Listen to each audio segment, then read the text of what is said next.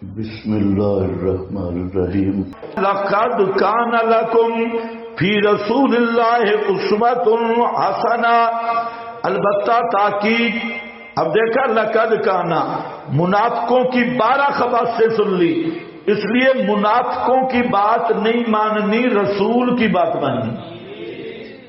لا تطع الکافرین بل اتبع ما یوحا، پیغمبر کو خطاب ہے اور اب امت کو خطاب ہے کہ تم نے کس کی ماننی ہے.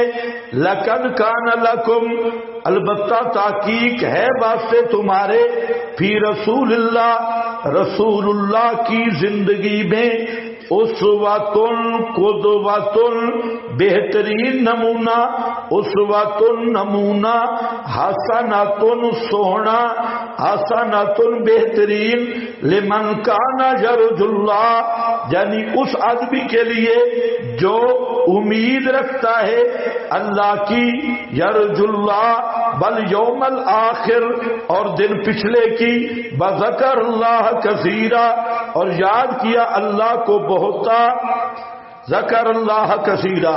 تو یہ لقد کان لکم فی رسول اللہ اسوۃ حسنہ، اسوۃ کا معنی قدوۃ.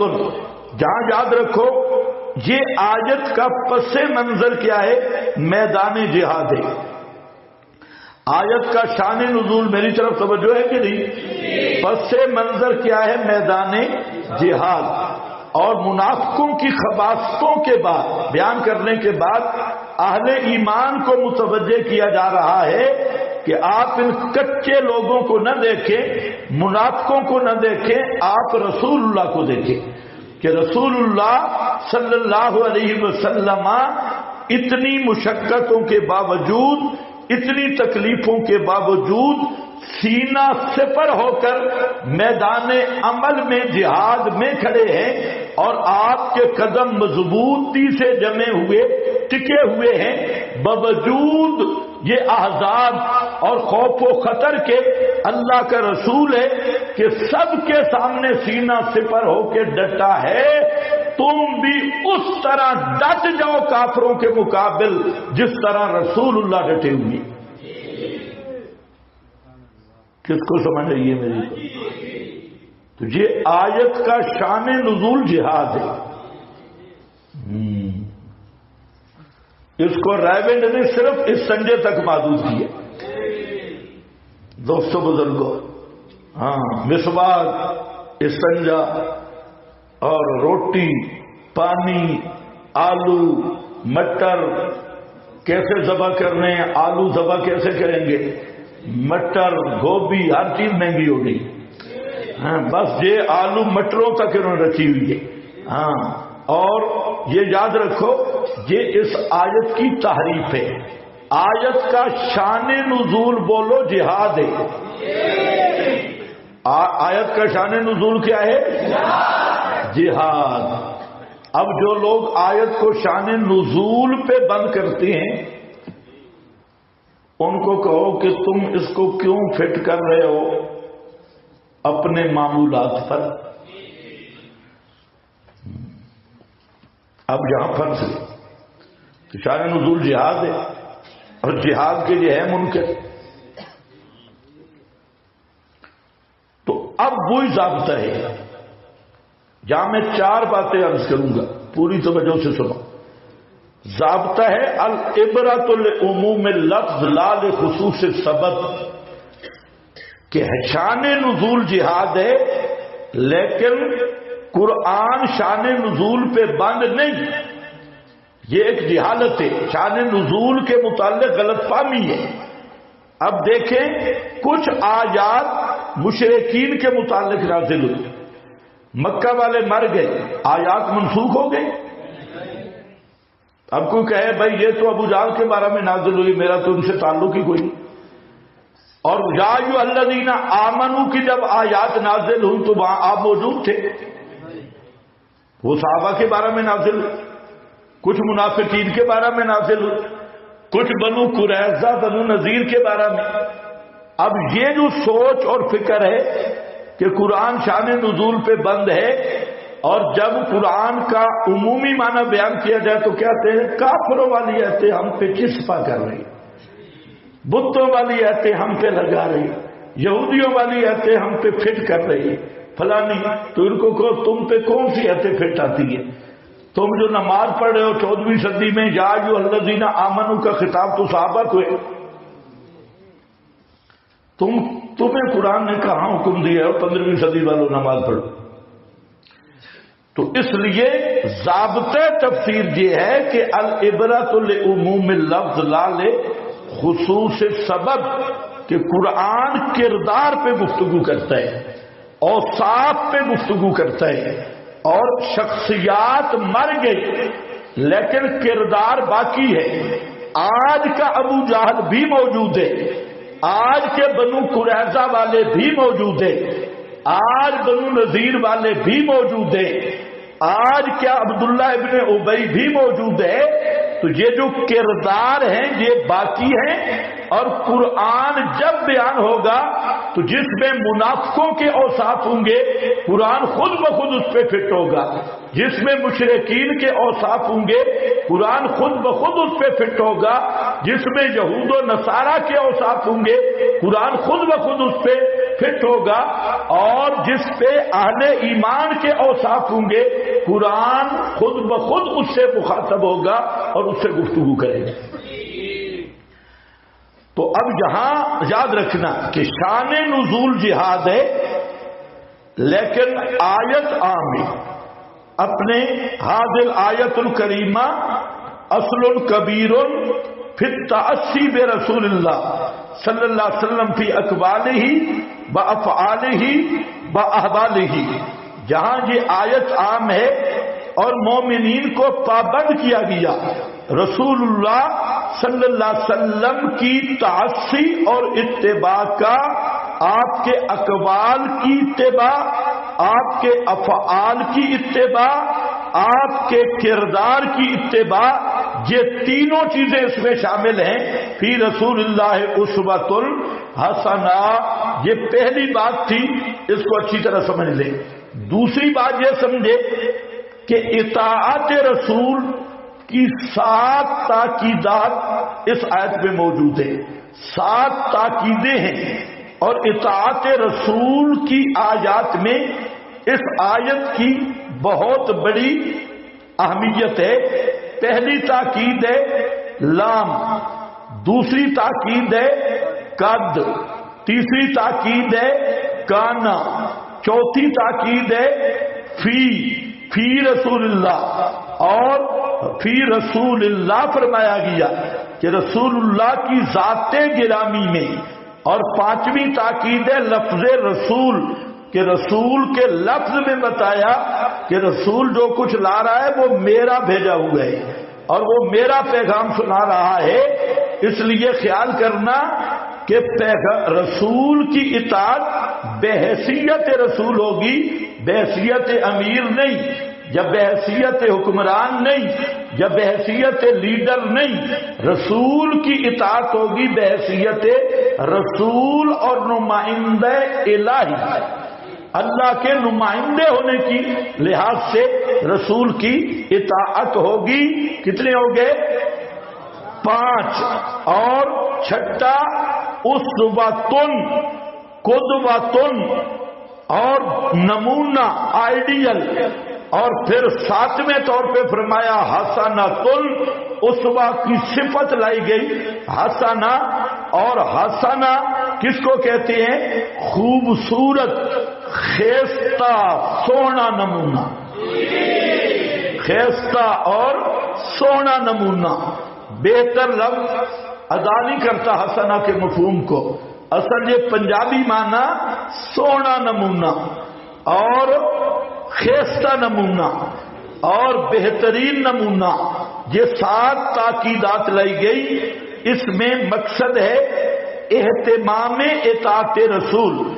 نمبر 3، یہ آیت حجت اور دلیل ہے حجیت حدیث پر، کہ پیغمبر کے اسوہ حسنہ کو، پیغمبر کی ذات گرامی کو علل اطلاق اسوہ حسنہ کہنے کا مطلب اطاعت رسول کی ترغیب ہے، اور یہ اس صورت میں ہو سکتی ہے کہ پیغمبر کی اتباع فرض ہو اور واجب ہو، اور پیغمبر کی جب اطاعت فرض اور واجب ہے تو پیغمبر کے اقوال کو ماننا بھی فرض ہے، پیغمبر کے افعال کو ماننا بھی فرض ہے، پیغمبر کے احوال یعنی صورت و سیرت پہ ایمان رکھنا بھی فرض ہے۔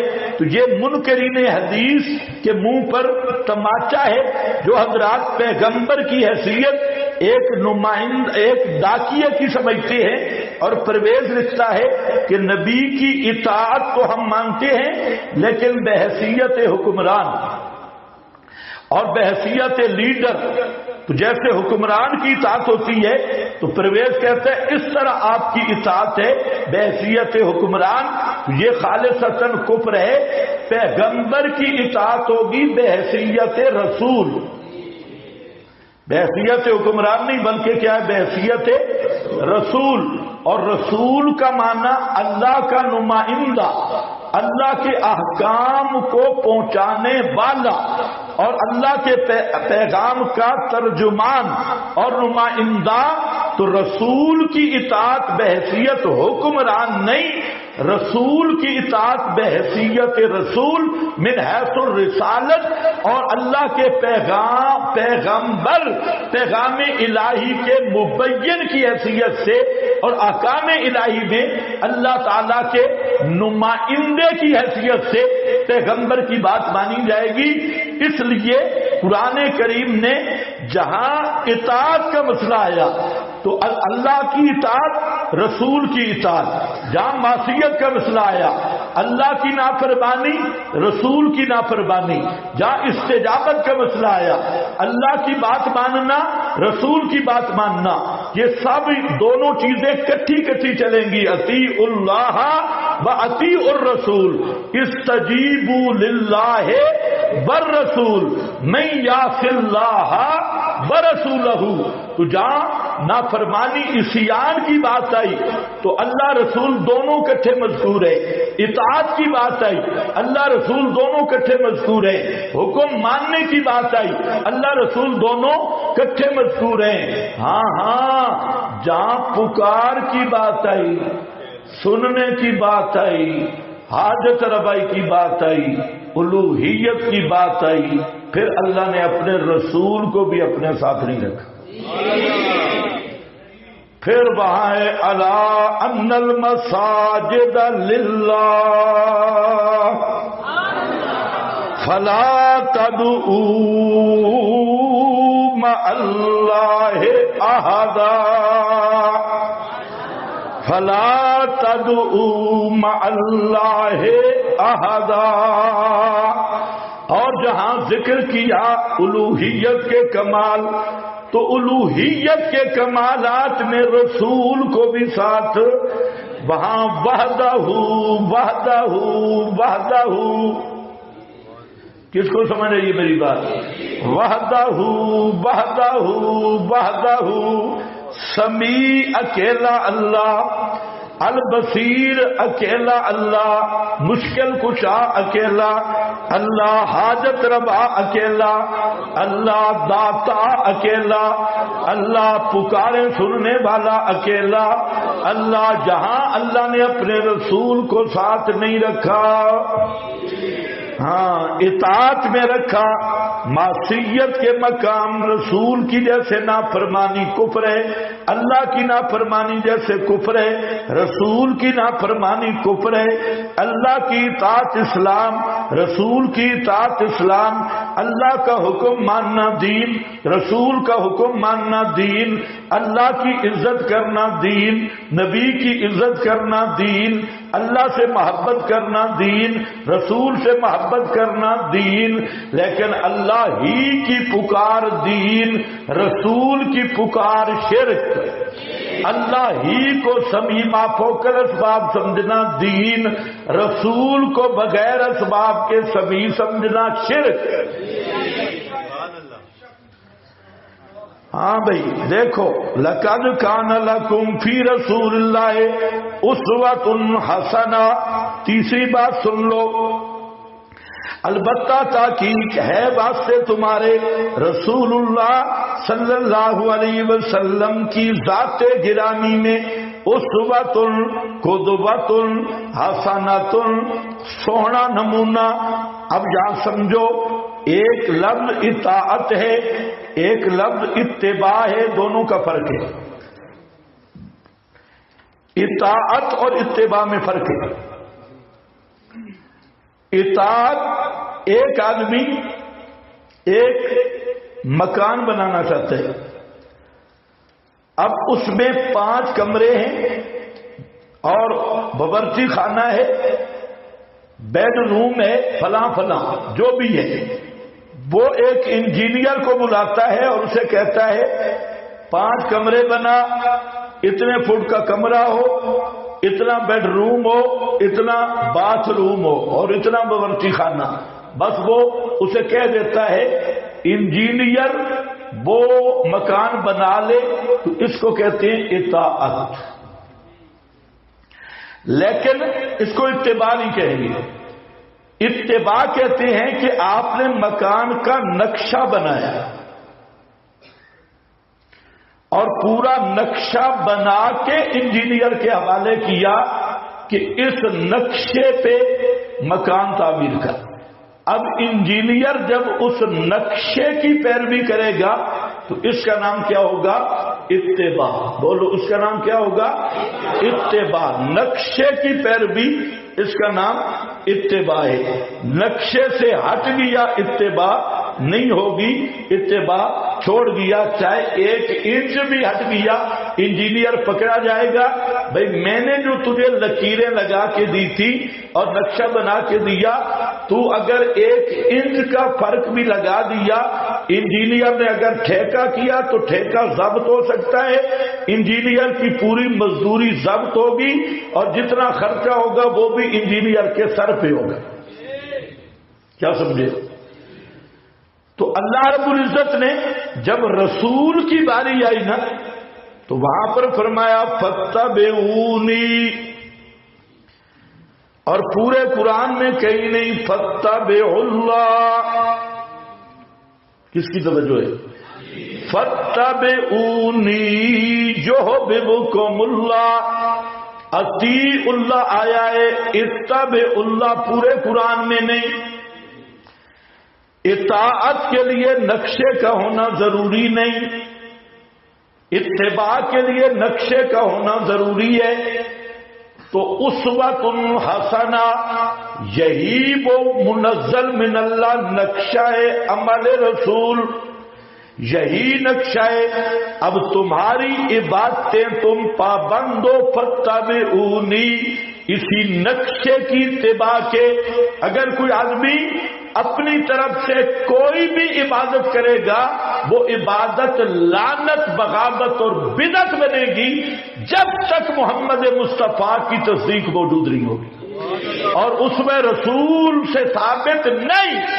وہ عبادت نہیں، اس کو شریعت بدعت کہتی ہے، بغاوت رسول کہتی ہے. اور صرف یہ نہیں کہ مزدور کو مزدوری نہیں ملے گی، اللہ ایسے مزدور کو جہنم میں ڈالیں گے چاہے وہ 1000 نفلیں پڑھے 1000 روزے رکھے.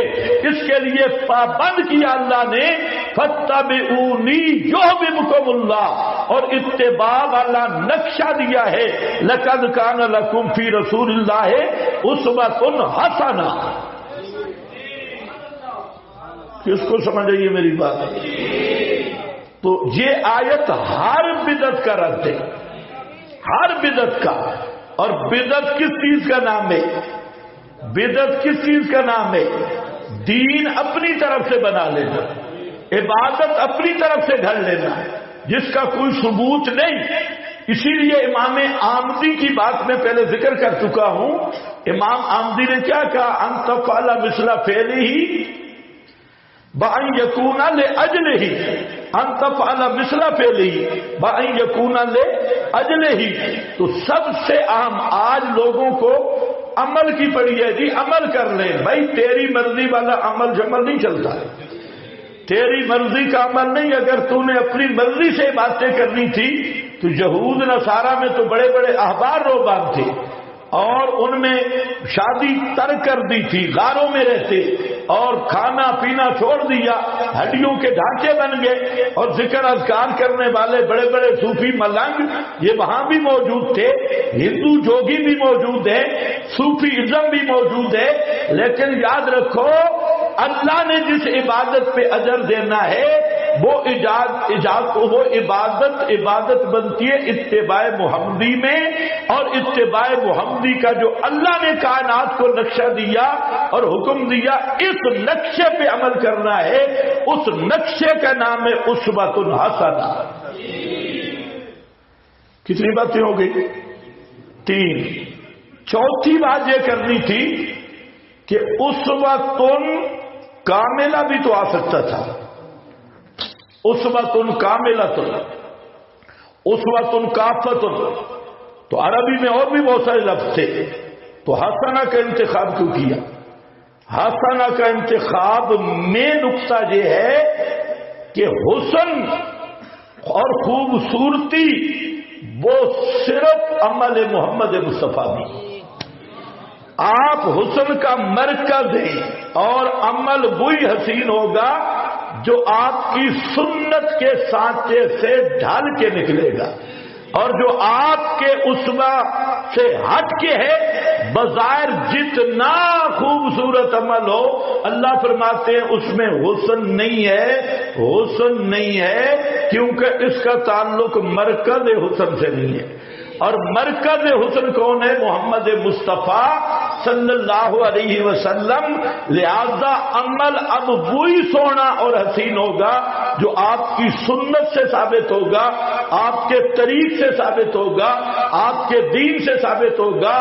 اس کے علاوہ جتنے اعمال ہیں وہ زخرف القول ہے، وہ تزیین الشیطان ہے، ان کو لوگوں نے حسنہ کہا ہے، اللہ انہیں حسنہ نہیں کہتا، لوگوں نے بدعت حسنہ کہا، لوگوں نے جمہوریت میں مسئلہ سمجھی، لوگوں نے کفری نظام کو خوبصورت کہا، اچھے اچھے لفظ استعمال کیے اور اچھے اچھے خوبصورت اس کو کپڑے پہنائے، لیکن اللہ کے ہاں حسن کا معیار فقط اور صرف وہ اسوہ محمدی ہے۔ اس لیے یہاں اسوۃ حسنہ کا انتخاب کیا کہ کسی دوسری جگہ پہ حسن تلاش نہ کرنا۔ حسن وہی ہے جو حسین سانچے میں حسین کی اداؤں سے اور اس احسن الحدیث کے حسن عمل اور بیان کا نتیجہ ہے۔ قرآن احسن الحدیث ہے اور بیان القرآن اسوۃ حسنہ ہے۔ کس کو سمجھ آئیے میری بات؟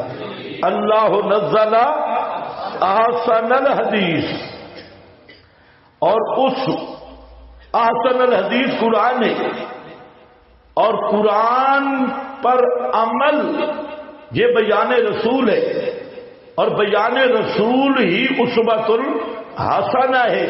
تو قرآن احسن الحدیث ہے اور پیغمبر کا بیان یہ اسوۃ حسنہ ہے۔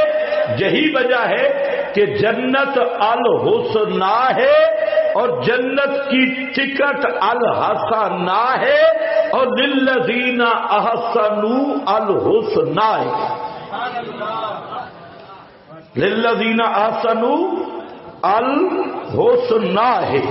احسن وہی ہے جو متبع سنت ہے، کوئی بدعتی کا عمل سونا نہیں، ہاں ہر بدعت کل بدعت ضلالہ وکل ضلالۃ فی النار۔ اور اس بدعتیوں کو بتا دو، اور کہنے والے بدعت حسنہ، یہ حسنہ مشنہ کوئی نہیں ہے، بدعت میں حسن آ ہی نہیں سکتا، حسن آئے گئی مرکز حسن سے، اور وہ ہے تصدیق محمدی۔ کتنی باتیں ہو گئی؟ 4۔ چلو، لقد کان لکم فی رسول اللہ اسوۃ حسنہ لمن کان یرجو اللہ لمن کانا یعنی کس لیے ذرا اسوہ حسنہ مشکل ہے، اور نعرے لگانا غلامی رسول میں موت بھی قبول ہے، دیواروں پہ لکھ لینا آسان ہے، لبیک یا رسول اللہ کے نعرے لگانا آسان ہے، اور غلامی رسول میں موت بھی قبول ہے۔ گھر شریف پردہ کوئی نہیں، پردہ قبول نہیں، سودی کاروبار چھوڑنا قبول نہیں، غلامی رسول میں موت بھی قبول ہے، جہاد کرنا قبول نہیں، غلامی رسول میں موت بھی قبول ہے، بدعتیں نہیں چھوڑ سکتی، بدعتوں کا معمول ہے، غلامی رسول میں موت بھی قبول ہے، حلوہ با اصول ہے۔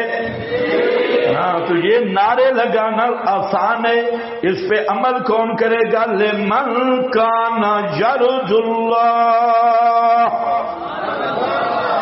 واسطے اس آدمی کے جو یرجو اللہ، جو امید رکھتا ہے اللہ کی، یعنی مومن کامل ہے، اللہ کی ملاقات کی امیدیں رکھے ہوئے ہے، اللہ کی توحید کا عقیدہ رکھتا ہے، بل یوم الآخر، آخر اور دن پچھلے کا قیامت والا دن اس کا عقیدہ رکھتا ہے، وذکر اللہ کثیرا، اور ذکر کیا اللہ کا بہت تھا، لیکن پہلے خیال کرنا ذکر میں بھی اسوۃ حسنہ ہے، ذکر بھی ذکر بے کسر ذال تب تک رہے گا کہ سنت کے مطابق ہو، وہی ذکر ہے، اور جب ذکر مجلس ذکر کی بدعت میں چلا جائے، ذکر جہری کی بدعتیں آ جائیں، اور مخصوص چشتیہ، قادریہ، سہروردیہ سلسلوں کی پابندیاں آ جائیں، پیروں اور مریدوں کی خاص تخصیصیں آ جائیں، وہ پھر اللہ کا ذکر اس لیے نہیں بنتا کہ اس میں اسوہ محمد ہی نہیں، ذکر مطلوب ہے، اور ذکر ایک زبانی ذکر ہے، اور اس کے دو طریقے، تین طریقے۔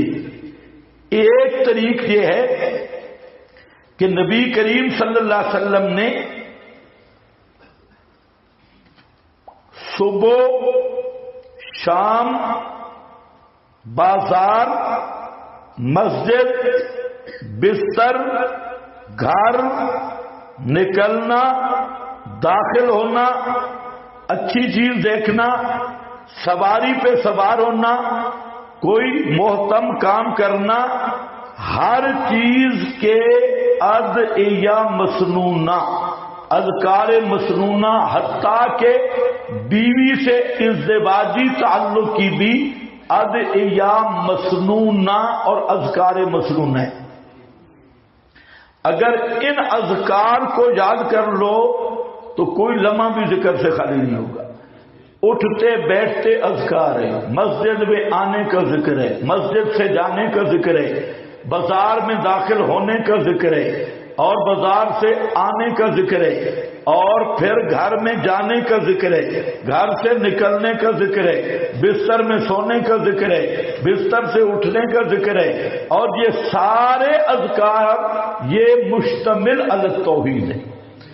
پھر صبح و شام کے ذکر ہے، اور کتب حدیث بڑی پڑی ہے، تو اگر اس طریق کو آدمی اپنا لے تو یہ ذکر کی وہ صورت ہے جو مسنون بھی ہے، اور اس سے پوری زندگی ذکر ہی ذکر ہوگا، اور یہ ذکر پھر دل میں بھی گھر کرے گا، اور یہ مسنون ذکر ہے۔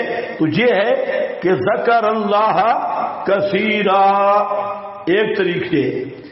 دوسرا یہ کہ نبی کریم صلی اللہ علیہ وسلم نے بہت سارے اذکار مسنونہ ترغیب کیے، تلقین کیے، اور جتنے آپ نے اذکار امت کو بتائے ان میں دو خصوصیات ہیں۔ ایک یہ ہے کہ وہ جملہ تامہ ہے، اور دوسرا یہ ہے کہ وہ بامانی ہے۔ سبحان اللہ و بحمدہ، سبحان اللہ العظیم، افضل الذکر لا الہ الا اللہ، اور اسی طرح سبحان اللہ، الحمدللہ، یہ جتنے اذکار ہیں، اللہ اکبر، تو یہ بامعنی ہیں۔ آپ پورے اذکار کو دیکھیں، کوئی ذکر بے معنی شریعت نے رکھا ہی نہیں۔ اور جو تصوف کی فرقہ بندیوں والا ذکر ہے وہ بے معنی ہے، یا افراد، یا اس میں افراد ہوگا یا تقطیع ہوگی، کلموں کو 4 ٹکڑوں میں کرے گا، لفظ اللہ کو 2 حصوں میں